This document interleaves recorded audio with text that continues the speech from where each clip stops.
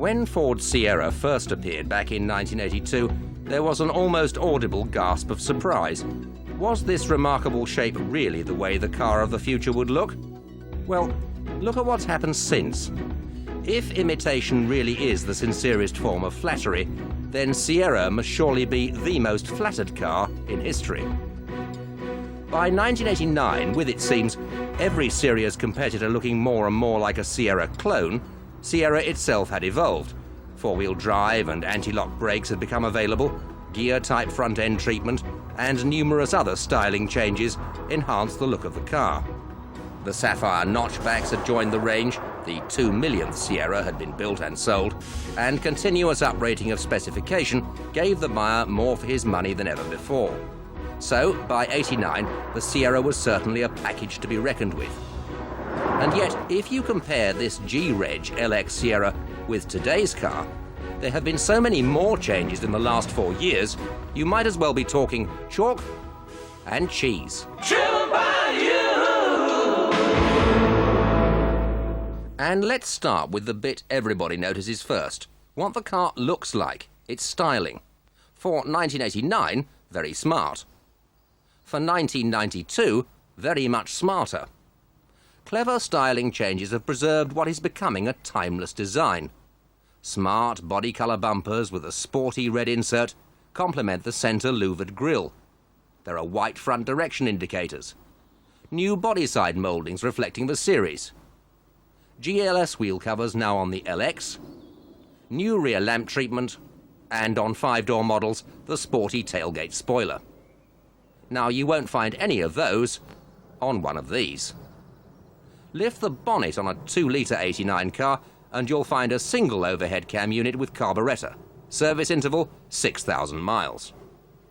Do the same today to reveal the powerful double overhead cam Ford unit with fuel injection, EEC4 computer control, and like all LX petrol Sierras, the option of a catalyst. Service interval, now 10,000 miles. Sierras have always had slick gearboxes, and the 5-speed unit on the 89 car was no exception. But not nearly as slick as the MT75 gearbox now fitted to today's 2 and 2.9-litre Sierras. It even has synchromesh on reverse. 2-litre Sierras were always easy cars to drive, a relaxing experience. But not nearly as relaxing as today's 2-litre, where power steering is standard. Sierras have always had high security locking, but with car crime increasing, today's car has glass etching on all screens and windows, together with a standard anti-theft alarm with an alarm-on telltale light.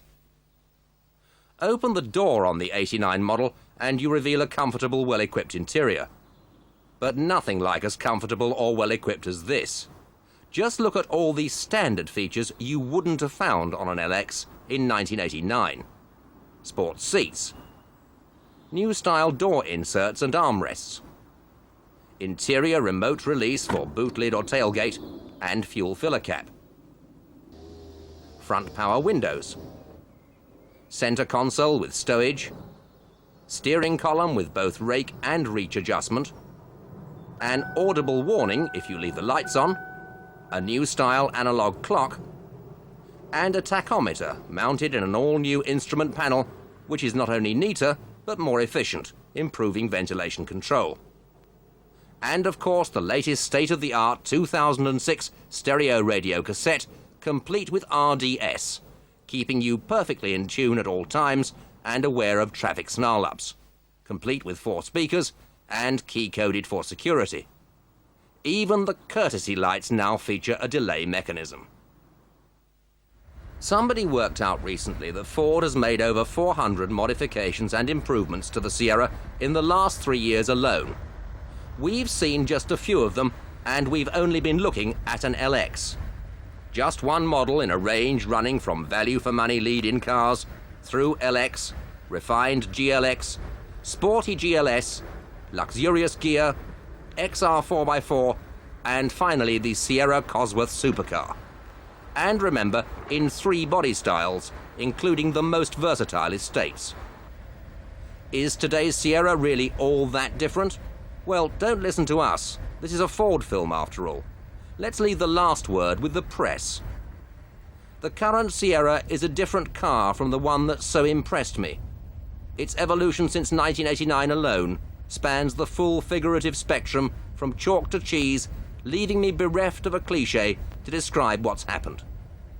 Can't say fairer than that now, can we? Isn't it time a 92 Sierra was driven by you?